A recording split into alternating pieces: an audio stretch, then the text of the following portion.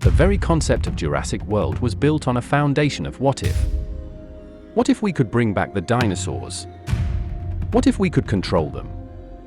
But the ultimate question, the one that led to its inevitable downfall, was what if we could make them better? The Indominus Rex was the first answer to that question, a terrifying chimera of the most aggressive and cunning predators. But what if the geneticists at InGen had taken a different, more contradictory path? What if, instead of a pure predator, they had fused the unassailable power of the Tyrannosaurus Rex with the impenetrable defense of the Triceratops? This is the story of the Rexeratops. A biological paradox. A creature designed not just for a theme park, but as a living weapon. The concept was born in the shadows of Jurassic World's research labs, long before the Indominus Rex was even conceived. Dr. Henry Wu, ever the visionary and the pragmatist, saw the potential. The T-Rex DNA provided the skeletal structure, the muscle mass, the powerful legs, and the defining, bone-shattering bite force. The Triceratops DNA provided the defensive architecture, the immense frill, a shield of solid bone, the 3 formidable horns, each a foot long, and the dense, armored hide.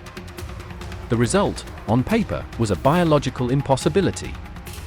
A creature that possessed the offensive capability of an apex predator with the defensive fortifications of its most fearsome prey. The creature, designated as Specimen C-17, was an unprecedented, theoretical monster. Its gestation was fraught with complications.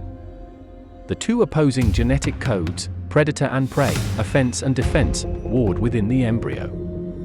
The developmental stage was a constant battle, with the creature's body attempting to reconcile the conflicting instructions.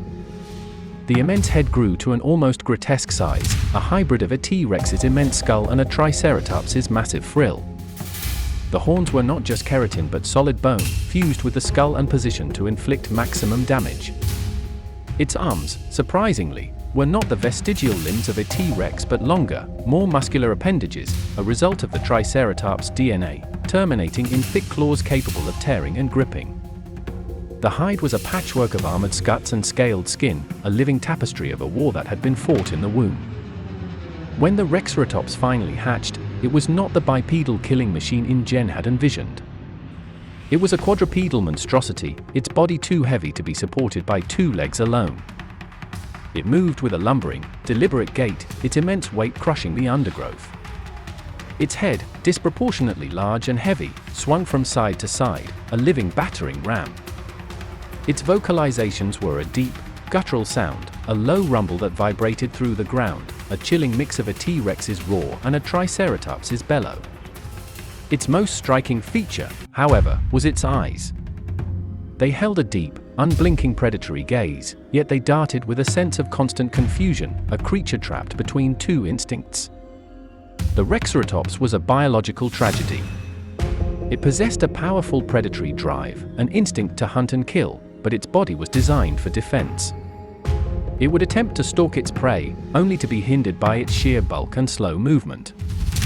It would charge, only to find itself unable to accelerate and maneuver with the agility of a true predator. Its powerful jaws, designed for crushing, would often be used to graze on ferns and low-lying vegetation, an instinctive habit from its herbivore lineage. This internal conflict, this genetic schizophrenia, manifested as a profound and unpredictable aggression. It would lash out violently at anything that moved, a desperate attempt to reconcile its warring nature. The caretakers had no way to predict its behavior. InGen's plan to weaponize the Rexeratops was an unmitigated disaster. It was too unstable, too unpredictable, and too difficult to control. Its enormous strength was matched only by its self-destructive tendencies. It would ram its massive skull into reinforced concrete walls, not as an escape attempt, but seemingly out of sheer frustration. It would chew on its own horns, leaving deep gouges in the solid bone. Its rage was not directed outward at a threat, but inward at its own existence. The creature was a perpetual battlefield, a living representation of a war between predator and prey. In the end, it was not a human security team that put an end to Specimen C-17's short, tormented life. During a particularly violent rampage, it dislodged its own massive frill, the immense pressure and stress of its body proving too much for the bone structure. The subsequent trauma was fatal. The Rexeratops was a grim lesson in the hubris of genetic engineering, a grotesque masterpiece of conflicting instincts. It was a creature designed for two purposes that could fulfill neither. It was a predator that couldn't hunt, and a prey animal that couldn't defend itself from the enemy within.